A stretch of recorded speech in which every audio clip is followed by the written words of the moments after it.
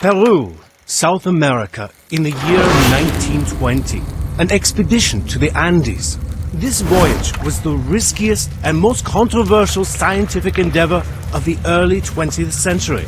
Everyone thought Professor Stone had gone mad, and the fools who followed him were doomed to die. And so it remained until recently, when scientists found a map of an underground continent known as Agartha.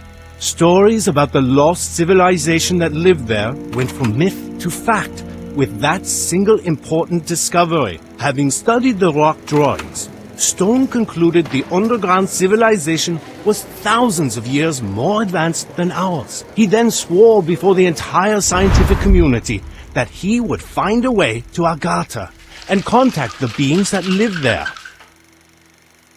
Herr Stauffenberg, the professor is building a machine to take him to Agartha. Dare I suggest Professor Stone would be a great asset to the Split Earth project if we could convince him to join us? Moreover, we're ready to demonstrate the power of the hyperboloid ray. It's unstable, but it should be able to at least break through the crust of the Earth. Oh no! It's a disaster! Our calculations were correct. The power drain should not have caused an explosion of that magnitude. Shut up!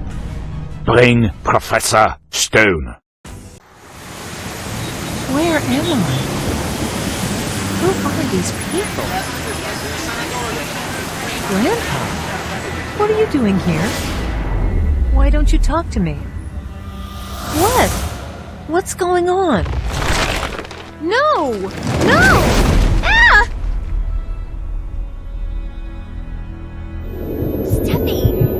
Stephanie, wake up! You were screaming. Were you having a bad dream? Yes, it was terrifying and strange. I feel like something bad has happened. While you were sleeping, the mailman delivered a letter for you. It's from someone called Professor Stone. That's my grandfather. He sent me a letter?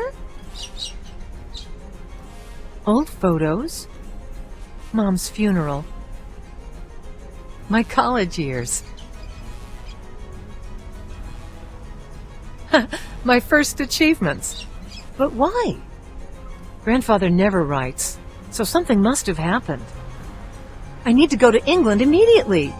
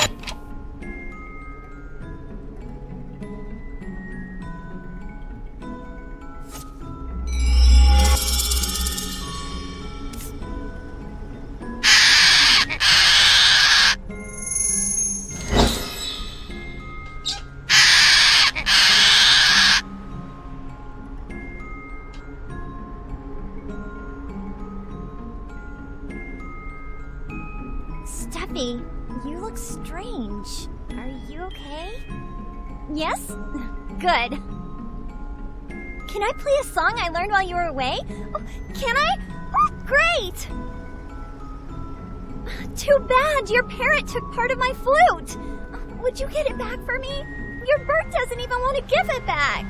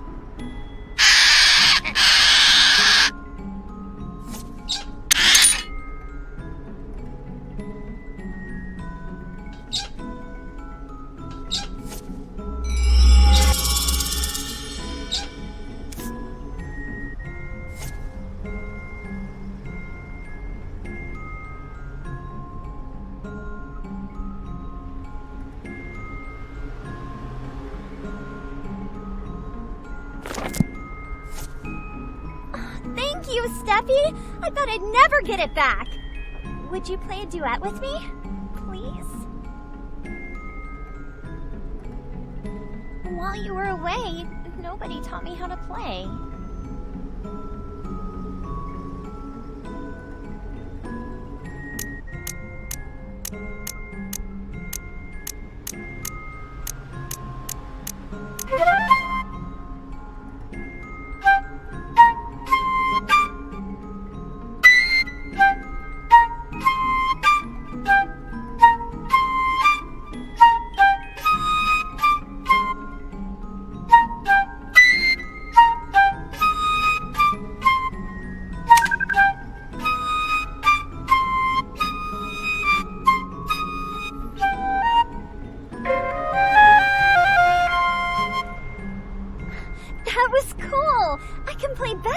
Don't you think?